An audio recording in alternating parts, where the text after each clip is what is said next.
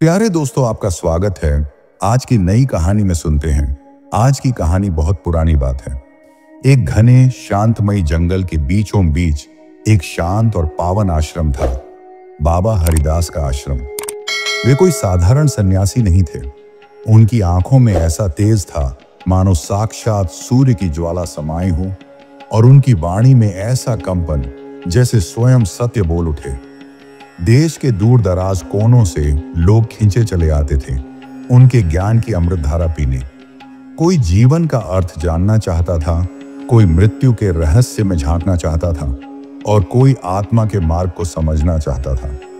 एक सुबह जब आश्रम के आंगन में सूरज की हल्की किरणें पत्तों से छन कर आ रही थीं और बाबा हरिदास ध्यान की मुद्रा में बैठे थे, तब उनके प्रिय शिष्य राजू ने हाथ जोड़कर विनम्रता से प्रश्न किया। गुरुदेव, उसकी आवाज में जिज्ञासा की थरथराहट थी। क्या मनुष्य को अपने पूर्व जन्म के आरण भी चुकाने पड़ते हैं? बाबा मुस्कुराए। उनके नेत्रों में चमक थी। उन्होंने कहा, राजू, तुम्हारा प्रश्न केवल तुम्हारा नहीं है, यह संपूर्ण मानवता की बेचैनी है। हाँ, आत्मा कुछ चीजें साथ लेकर जाती है जो अगले जन्म में भी हमारे भाग्य की दिशा तय करती हैं। राजू ने फिर श्रद्धापूर्वक पूछा, बाबा, क्या आप हमें एक उदाहरण दे सकते हैं जिससे हमें यह रहस्य समझ आए? बाबा हरिदास ने गहरी सांस ली और बोले, अब ध्यान से सुनो। मैं तुम्हें एक सच्ची कथा सुनाता हूं जो सदियों पहले घटित हुई थी। अगर तुम इस कथा को अंत तक ध्यान से सुन सको तो तुम्हारे मन के सारे प्रश्न स्वयं ही शांत हो जाएंगे। बाबा हरिदास ने कथा शुरू की। एक नगर में मोहन नाम का ब्राह्मण रहता था। उसकी पत्नी का नाम था सीमा। दोनों अत्यंत गरीब थे, लेकिन उनके भीतर मेहनत और संयम की चमक थी। मोहन दिन रात पसीना बहाता, छोटे मोटे काम करता और ईमानदारी से जीवन यापन करता। एक समय था जब उसके पास फूटी कौड़ी भी नहीं थी, फिर भी उसकी आत्मा संतोष से भरी रहती थी। पर धीरे धीरे उसकी मेहनत रंग लाने लगी। उसके घर में धन आने लगा और तभी लालच ने दस्तक दी। सीमा पहले से ही थोड़ी लोभी थी और अब उसने मोहन को भी अपने जाल में फंसा लिया। मोहन अब रात दिन इसी सोच में रहने लगा, कोई उपाय मिल जाए जिससे एक ही रात में मेरा धन 1000 गुना बढ़ जाए। जो मोहन कभी कहता था कि धन तो हाथ का मैल है, अब वही मोहन सोने चांदी के सपनों में खो गया था। वो साधुओं की सेवा करता, दान भी देता, पर उसका उद्देश्य अब पवित्र नहीं रहा था। एक समय वह भगवान का सच्चा भक्त था, लेकिन अब धन की चमक ने उसकी आत्मा की दीवारों पर कालिख पोत दी थी। पहले जब कोई बाबा राम नारायण जैसे साधु उसके द्वार पर आते तो मोहन का चेहरा कमल की तरह खिल उठता था, लेकिन अब उसका मन चिढ़ने लगता था कि ये सब आए हैं सिर्फ कुछ लेने के लिए। कहते हैं ना, जब मनुष्य का हृदय लोभ से भर जाता है तब वहां श्रद्धा और सेवा की जगह नहीं बचती। अब मोहन के चेहरे पर वो पहले जैसी गर्मजोशी नहीं रह गई थी। समय के साथ उसकी आत्मा थोड़ी थकी थकी सी हो चुकी थी, मानो जीवन के सत्कार में कोई मिठास बाकी नहीं रही हो। लेकिन उस दिन कुछ अलग था। शाम की हल्की सुनहरी धूप आंगन को छू रही थी जब एक वृद्ध संत धूल से भरे पांव और चमकती आंखों के साथ मोहन के द्वार पर आ खड़े हुए। हे पुत्र, मैं एक थका हुआ यात्री हूं, उन्होंने मधुर स्वर में कहा। हरिद्वार की ओर प्रस्थान करना है। अगर एक रात छत मिल जाए तो प्रभु का बड़ा आशीर्वाद होगा। उनका चेहरा मानो संतोष की प्रतिमा हो, आंखों में शांत अमृत और स्वर ऐसा जैसे किसी पुराने राग की मिठास कानों में घुल जाए। मोहन का हृदय भाव विभोर हो गया। वह तुरंत चरणों में झुक गया। बाबा राम नारायण जी, आपकी सेवा करना तो मेरे जीवन का सौभाग्य होगा। बाबा मुस्कुराए। बेटा, आज के युग में तुम्हारे जैसे श्रद्धालु बहुत कम मिलते हैं। लगता है संसार से धर्म जैसे विदा ले चुका है। बाबा के मुख से ऐसी प्रशंसा सुनकर मोहन के हृदय में जैसे फूल खिल उठे हों। एक पल को तो उसने खुद को स्वर्ग के द्वार पर पाया, फिर संयमित होकर बोला, बाबा, अगर आप जैसे संतों की सेवा न कर सकें तो फिर इस जीवन का क्या मूल्य है? ऐसा कहते हुए वह बाबा राम नारायण को आदर पूर्वक घर के भीतर ले गया। जैसे ही बाबा राम नारायण ने घर में प्रवेश किया, मोहन ने ऐसा स्वागत किया जैसे कोई राजा आ गया हो। सीमा ने रसोई में एक के बाद एक व्यंजन तैयार करने शुरू कर दिए। दाल में घी ऐसे बह रहा था जैसे किसी मंदिर की आरती की थाली में दीपक की लौ झिलमिला रही हो। मिठाइयों की तो जैसे बरसात हो गई। रसगुल्ले, लड्डू, खीर, सब कुछ एक साथ परोसा गया। मोहन का मन थोड़ा संकोच में था। इतना सब कुछ क्या जरूरी है? लेकिन बाबा के शब्दों में एक ऐसा जादू था जिसने उसके विचारों की जड़ें हिला दी। वो सूखा हुआ मन जो सालों से खाली था, जैसे एक बारिश में हरियाली से भर गया। रात भर दीपक की मंद लौ के सामने बाबा और मोहन में भक्ति और ज्ञान की गूढ़ बातें होती रहीं। एक क्षण में मोहन ने पूछा, बाबा रामनारायण जी, आपने गृहस्थ जीवन छोड़कर साधु जीवन कैसे अपनाया? बाबा रामनारायण ने गहरी सांस ली और मंद मुस्कान के साथ बोले, बेटा, उम्र ढल चली है। अब संसार की माया से मोह कम हुआ है। जीवन भर खूब धन कमाया, सुख दुख देखे। मेरे 3 बेटे हैं, सुरेश, महेश, राजेश और एक फूल जैसी बेटी गीता। अब सब कुछ उन्हें सौंप दिया है। सोचा अब समय है उस प्रभु को देने का जिसने मुझे इतना कुछ दिया। इसलिए तीर्थ यात्रा पर निकल पड़ा हूं। मोहन की आंखों में कौतूहल था। उसने धीरे से पूछा, तो क्या आप सचमुच सब कुछ छोड़ आए हैं? कुछ भी अपने पास नहीं रखा? बाबा ने अपनी लाठी उठाई और एक हल्की सी थाप दी जमीन पर। देख रहे हो ये लाठी? उन्होंने मुस्कुराते हुए कहा, यह खोखली है और इसके भीतर रखी हैं 400 स्वर्ण मुद्राएं। यात्रा में कभी जरूरत पड़ जाती है ना। इतना कहकर बाबा रामनारायण धीरे धीरे नींद की आगोश में चले गए। लेकिन मोहन की आंखों से नींद कोसों दूर थी। मोहन की आंखें बाबा की लाठी पर टिकी थीं, जैसे वह किसी रहस्यमयी खजाने की चाबी हो। उसके भीतर एक अजीब सी उथल पुथल मची थी। आत्मा कहती, ये पाप मत कर, लेकिन मन, जिसे अब स्वर्ण की चकाचौंध लुभा रही थी, जिद पर अड़ा था। उसी क्षण सीमा उसके पास आकर बैठ गई। उसकी आंखों में भी वही चुप्पी थी जो मोहन के भीतर बोल रही थी। स्वामी, उसने धीरे से कहा, आप भी वही सोच रहे हैं जो मैं सोच रही हूं। इस बाबा रामनारायण ने तो हमारी सेवा खूब ली, अब कुछ तो हमें भी लेना चाहिए, क्यों ना? मोहन ने अपनी पत्नी सीमा की ओर देखा। उसका चेहरा उलझन से भरा था, आंखों में द्वंद्व की छाया। धीमी आवाज में बोला, सीमा, मन बहुत बेचैन है। अतिथि हमारे लिए ईश्वर तुल्य होता है। अगर हम बाबा रामनारायण की लाठी से ये स्वर्ण मुद्राएं निकाल लें तो क्या हम अपने ही धर्म से नहीं गिरेंगे? सीमा ने तिरछी नजर से उसकी ओर देखा और तुनक कर बोली, अजी, कैसी नादानी की बातें कर रहे हो। ये बाबा अब बूढ़े हैं, कब गिर जाएं कुछ पता नहीं। अनाथ हैं, न बेटा न बेटी साथ है। ऊपर से अंतिम समय हरिद्वार में बिताने जा रहे हैं। सोचो, ईश्वर खुद इनका बहाना बनाकर हमें ये सौभाग्य दे रहे हैं। और देखो तो सही, जिस राज को उन्हें छुपा कर रखना चाहिए था वही वो हमें कह बैठे। ये कोई संयोग नहीं, एक संकेत है। मोहन ने एक गहरी सांस ली। तो फिर धर्म की हार और लोभ की जीत, उसने कहा और कांपते हाथों से लाठी उठाई। लेकिन जैसे ही उसने उसे खोला, उसकी आत्मा चीत्कार कर उठी, मत कर, यह अधर्म है। लेकिन सीमा की कड़ी दृष्टि और मन में बैठ चुका लालच उसकी अंतरात्मा पर भारी पड़ा। उन्होंने स्वर्ण मुद्राएं निकालकर रख ली और उनके स्थान पर लोहे के पुराने सिक्के भर दिए। अगले सुबह जब बाबा रामनारायण चलने को तैयार हुए, मोहन का चेहरा पीला पड़ चुका था। हर कदम पर उसे लगता, अब बाबा पूछ लेंगे लाठी कहां गई। पर बाबा तो सहज मुस्कान के साथ उनके आतिथ्य की सराहना कर रहे थे। चलते समय मोहन ने झुके सिर से कहा, बाबा, मेरे यहां संतान नहीं है। कृपया ईश्वर से प्रार्थना करें कि एक संतान हमारे आंगन में भी खिल उठे।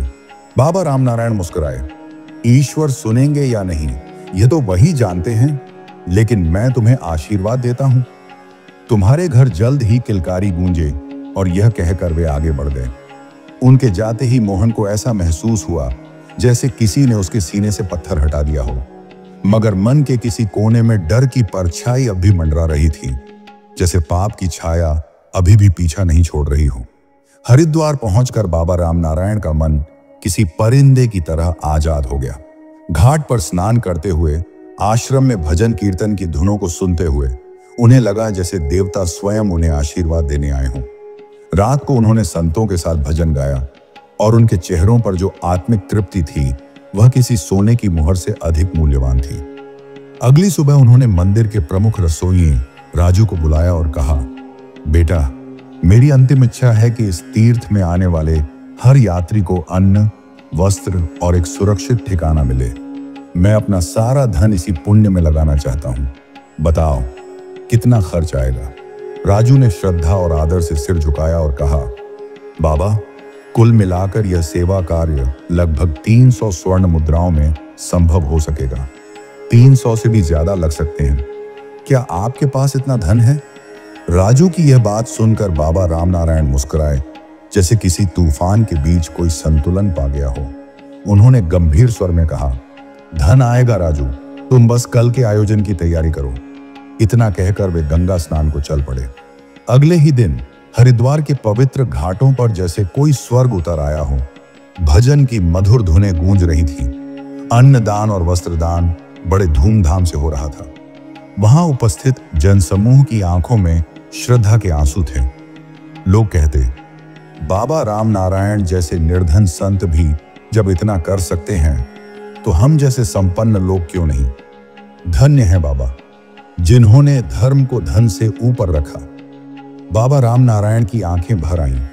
चारों ओर से जो स्नेह, जो सम्मान मिला, उससे उनका हृदय प्रसन्नता से झूम उठा।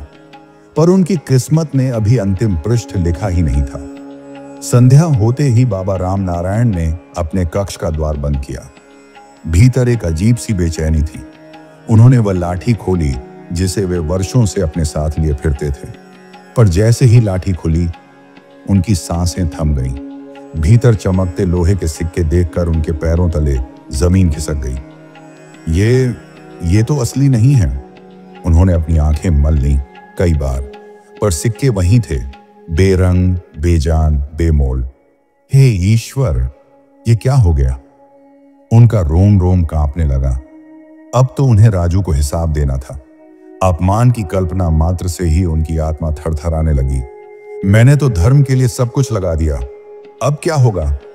उनकी आंखों के आगे अंधेरा छाने लगा।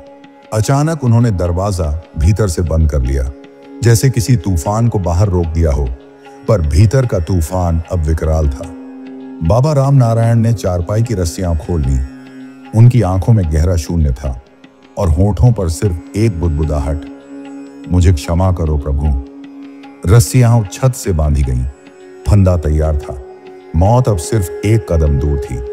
लेकिन तभी भीतर कहीं से एक आवाज आई, रामनारायण, ये जीवन तेरा नहीं, तेरा जीवन सेवा के लिए है। आत्महत्या पाप है। मगर निराशा ने उन्हें जकड़ लिया था। उनकी आंखों का तेज बुझ चुका था। वे चारपाई पर चढ़े, फंदा डाला और धीरे से चारपाई को ठोकर मार दी।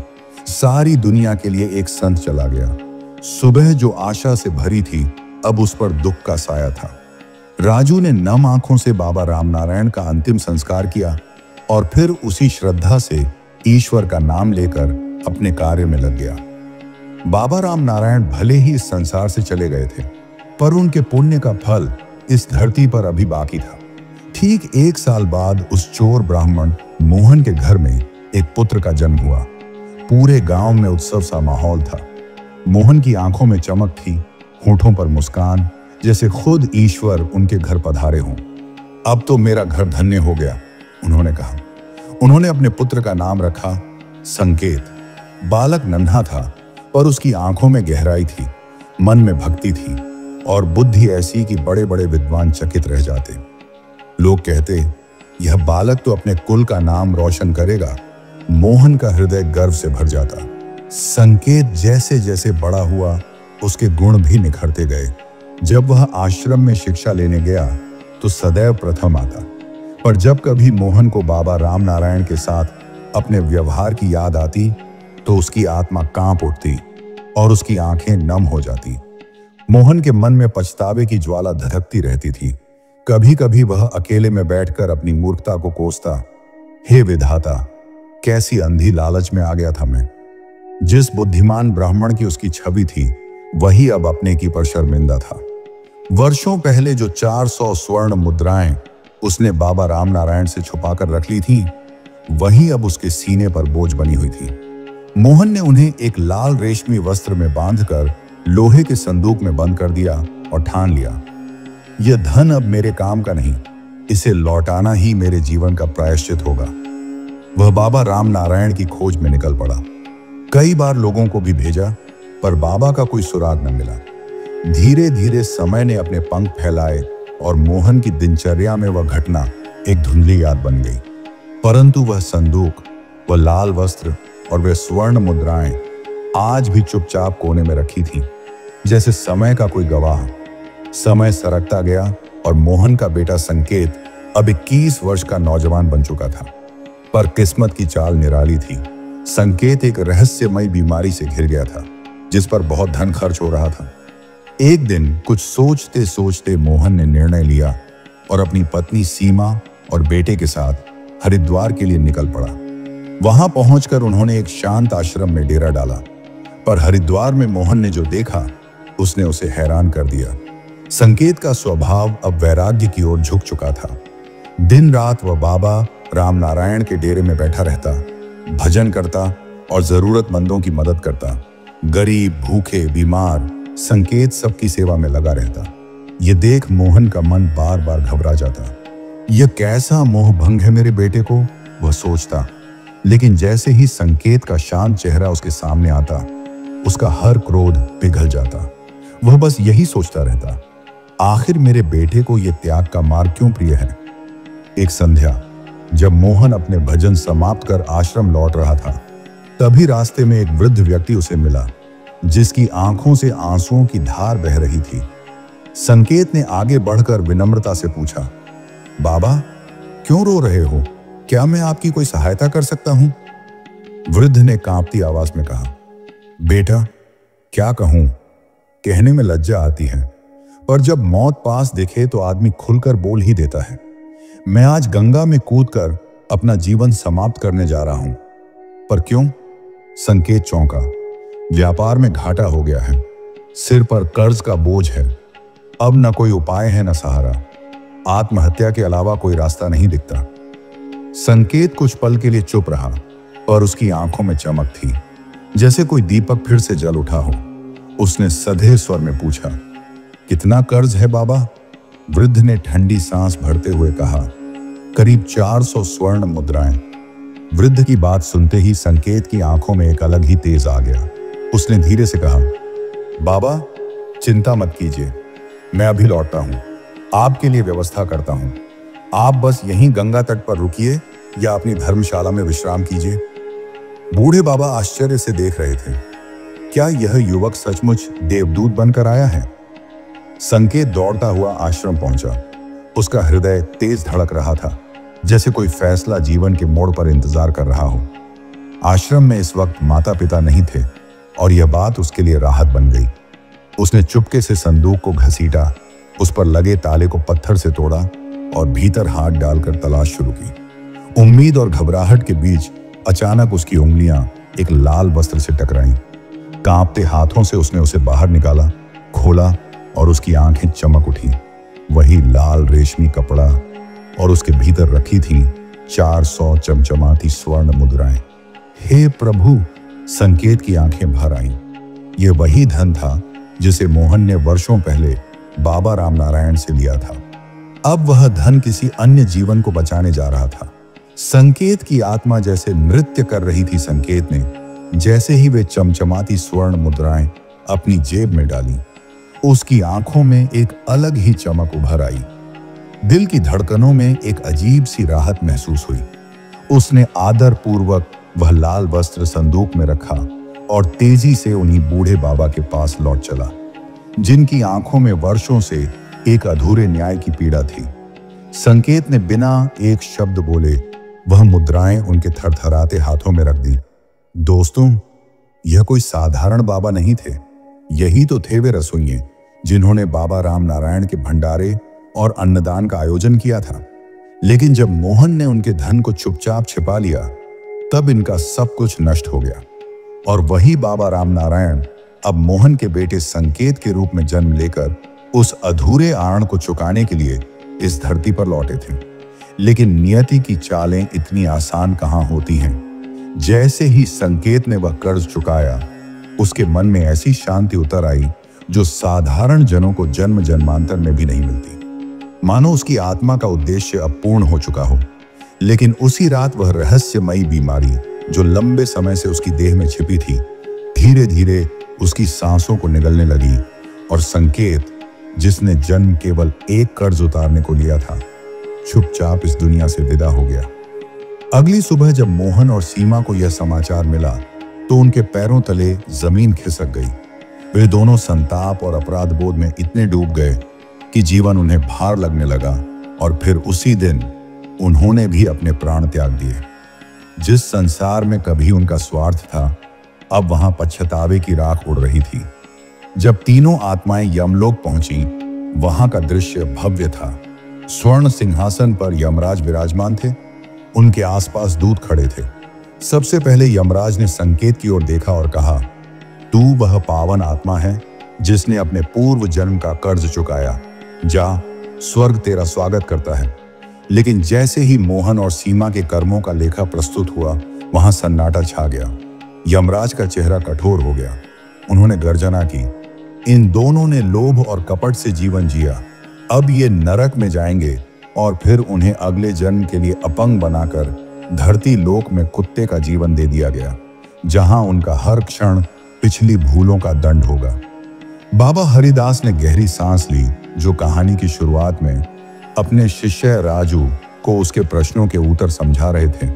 उन्होंने कहा, राजू, तुम्हारे प्रश्न का उत्तर 5 अमूल्य तत्वों में छिपा है। जब कोई मरता है तब भी 5 चीजें उसकी आत्मा का साथ नहीं छोड़ती। पहली है कामना, यह वह तृष्णा है जो आत्मा को बार बार जन्म देती है। दूसरी है कर्म, जो जैसा करता है वैसा ही फल भोगता है। तीसरी है वासना, यह इच्छाओं का वह समुद्र है जिसमें आत्माएं पीढ़ी दर पीढ़ी डूबती रहती हैं। चौथी है स्मृति या ज्ञान, जो आत्मा को पुनर्जन्म में भी विवेक देता है। और 5वीं और सबसे भयंकर है कर्ज, जो आत्मा के साथ चिपक कर अगले जन्म तक चला आता है। बाबा ने चिताया, जो लोग कर्ज लेकर मरते हैं उनका परलोक भी चैन से नहीं बीतता। उन्हें नए जन्म में दुख, अभाव और अपंगता के रूप में उसका मूल्य चुकाना पड़ता है। इसीलिए मनुष्य को चाहिए कि जीते जी हर आर्ण चुकाकर ही दुनिया से विदा ले, वरना वह आर्ण उसकी आत्मा को कभी चैन से नहीं जीने देगा। यह कथा हमें सिखाती है कि आत्मा अपने पूर्व जन्म के कर्मों का बोझ अगले जन्म में भी ढोती है। जीवन में संयम, संतोष और सच्ची श्रद्धा ही आत्मिक शांति का मार्ग है। जब मनुष्य लोभ में डूब जाता है तो उसका हृदय कठोर हो जाता है और सेवा भी स्वार्थ से ग्रस्त हो जाती है। सच्चे संत साधारण रूप में आते हैं, पर उनका सानिध्य आत्मा को शुद्ध कर सकता है। मोहन की तरह हमें भी पहचानना होगा कि सच्ची भक्ति दिखावे में नहीं, बल्कि नियत और निष्कलंक सेवा में है। यही आत्मा की मुक्ति का मार्ग है। तो प्यारे दोस्तों, ये थी आज की मोटिवेशनल कहानी।